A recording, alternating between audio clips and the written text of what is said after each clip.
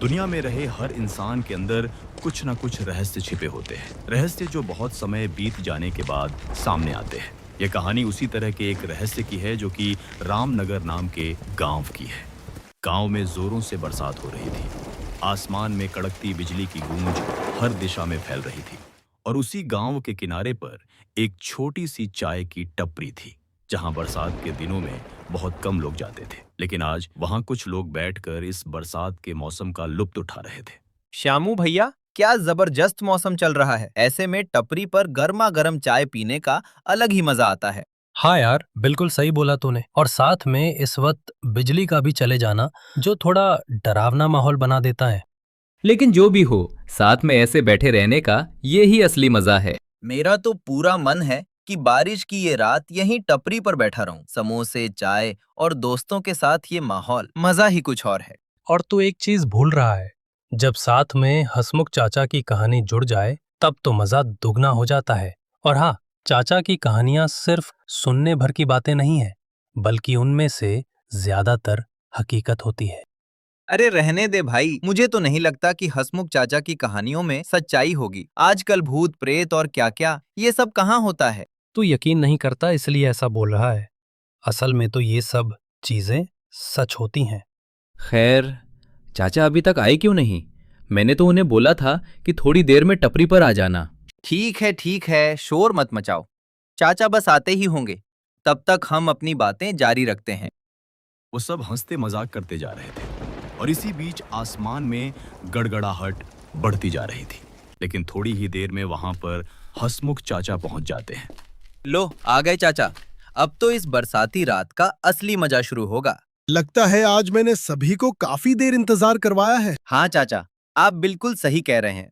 हम सब आपका ही इंतजार कर रहे थे, लेकिन आज इतनी देर क्यों हो गई? दरअसल घर पर थोड़ा काम अटक गया था और ऊपर से बिजली भी चली गई, इसी वजह से तो देर हो गई आने में। हमें तो लग रहा था कि आज शायद आप नहीं आएंगे। आपकी कहानी के बिना यहाँ बैठने का कोई मजा नहीं है। मुझे भी तुम लोगों के साथ बैठकर बातें करने में बड़ा आनंद मिलता है। अच्छा हुआ चाय समोसे भी आ गए, बस मेरा ही इंतजार था ना। बताइए चाचा, आज कौन सा किस्सा सुनाने वाले हैं?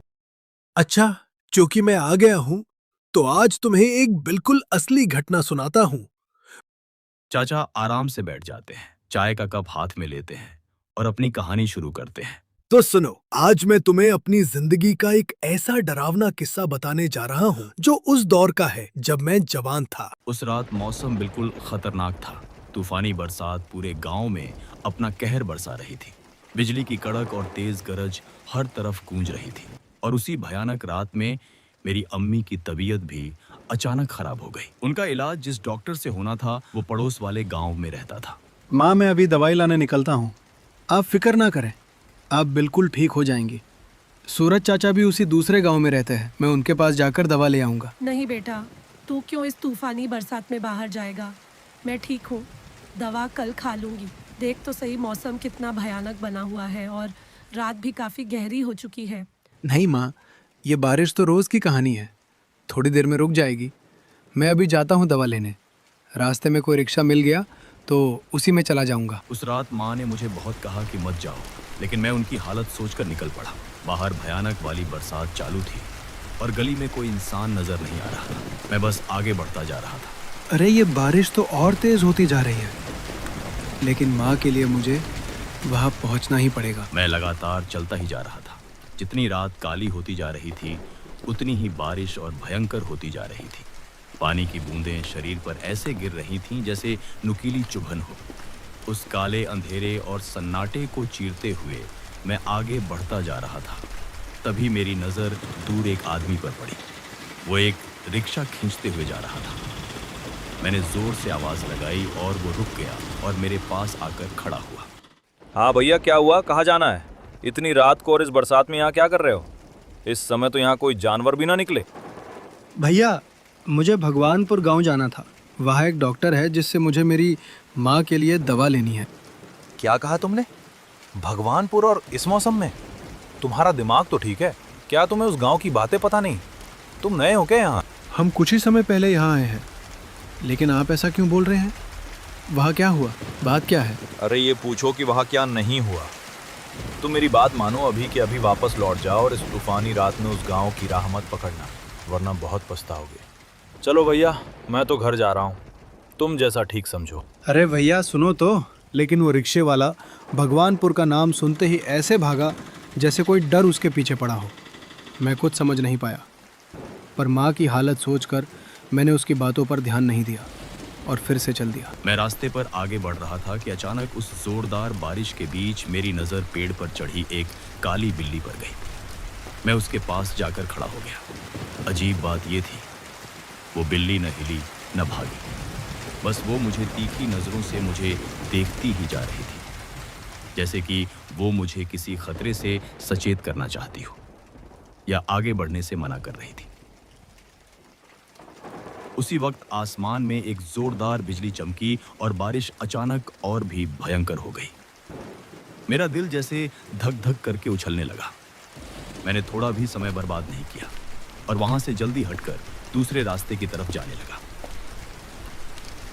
कुछ देर बाद रुकने के लिए मैं एक बड़े से पेड़ के नीचे खड़ा हो गया। मन में सोचा, शायद थोड़ी देर में ये मूसलाधार बारिश रुक जाए, पर तभी अचानक सामने से एक बेहद खूबसूरत सी लड़की आई और फिर बिल्कुल मेरे पास खड़ी हो गई। वो लड़की लगातार मुझे ही घूर रही थी।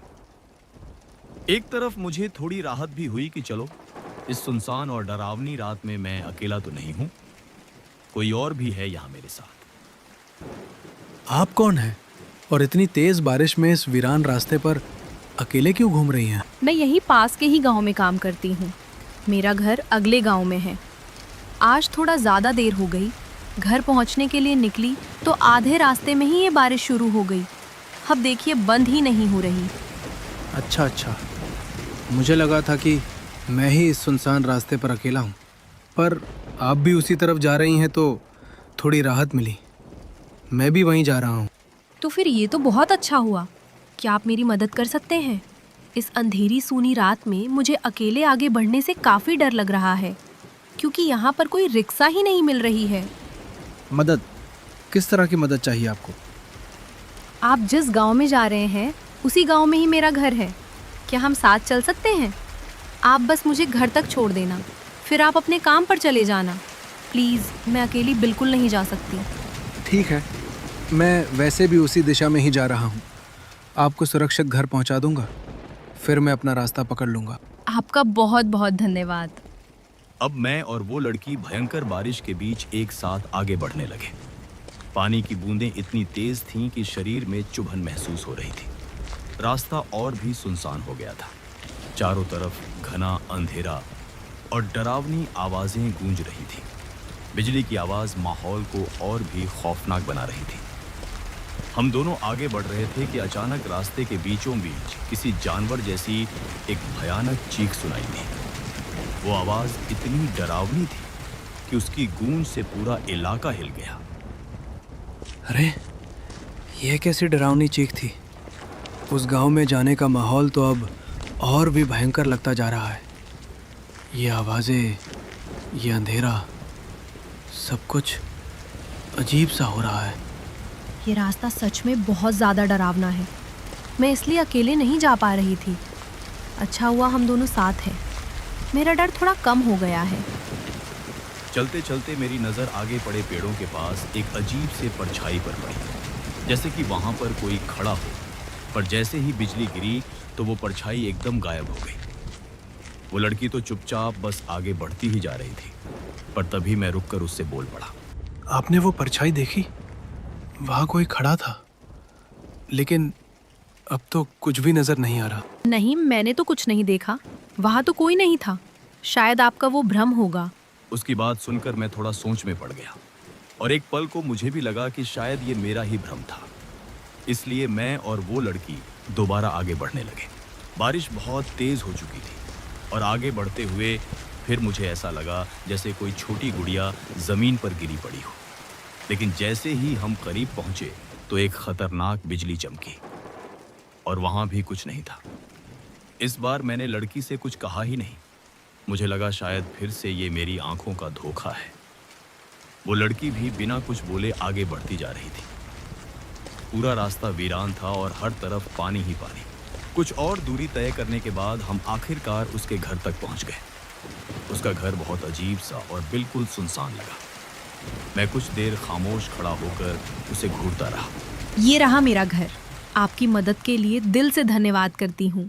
अगर आप ना होते तो मैं इस तेज बारिश में कभी नहीं पहुँच पाती। अरे नहीं, कोई दिक्कत नहीं, बस आपको सुरक्षित पहुंचाना ज़रूरी था।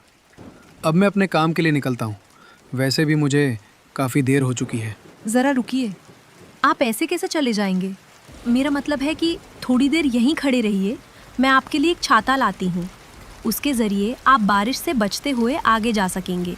देखिए, बस यहीं खड़े रहना, कहीं जाइएगा नहीं। ठीक है, मैं यहीं रुकता हूँ। वो इतना कहकर घर के अंदर चली गई और मैं वहीं खड़ा उसका इंतजार करता रहा। लेकिन बहुत देर तक इंतजार करने के बाद भी वो बाहर नहीं आई, जिस वजह से मैं बेचैन होने लगा। इतनी देर क्यों कर रही है? बोली थी तुरंत आऊंगी, पर अभी तक कोई अता पता ही नहीं। मैंने सोचा कि खुद ही अंदर जाकर देख लूं। मैं तुरंत घर की ओर बढ़ा और दरवाजे के पास पहुंचकर आवाज लगाना शुरू किया। आवाज़ आ रही है क्या? मैं बाहर आपका इंतज़ार कर रहा हूँ। कहाँ हैं आप? सब ठीक तो है घर में? जैसे ही मैंने पुकारना शुरू किया, थोड़ी देर बाद दरवाज़ा खुला और अंदर से एक बूढ़ा आदमी बाहर आया। उसकी नज़रें बेहद अजीब और डरावनी थी, जैसे वो मुझे भांपने की कोशिश कर रहा हो। अरे, आप कौन है? और वो लड़की कहाँ गई? कौन लड़की? मैं यहाँ अकेला रहता हूँ, यहाँ कोई लड़की नहीं रहती। ये क्या बात हुई? मैंने अपनी आंखों से उसे यहाँ छोड़ा है। उसने कहा था कि मेरे लिए छाता लाएगी। 1 मिनट पहले ये बताओ कि वो लड़की कैसी थी और उसने तुमसे क्या कहा था? उस लड़की ने लाल रंग की साड़ी पहनी थी और बहुत खूबसूरत भी थी। बोली कि इस गांव तक मुझे छोड़ दो, उसे अकेले जाने से डर लग रहा है। तो मतलब तुमसे भी मुलाकात हो गई अवंतिका की? अवंतिका?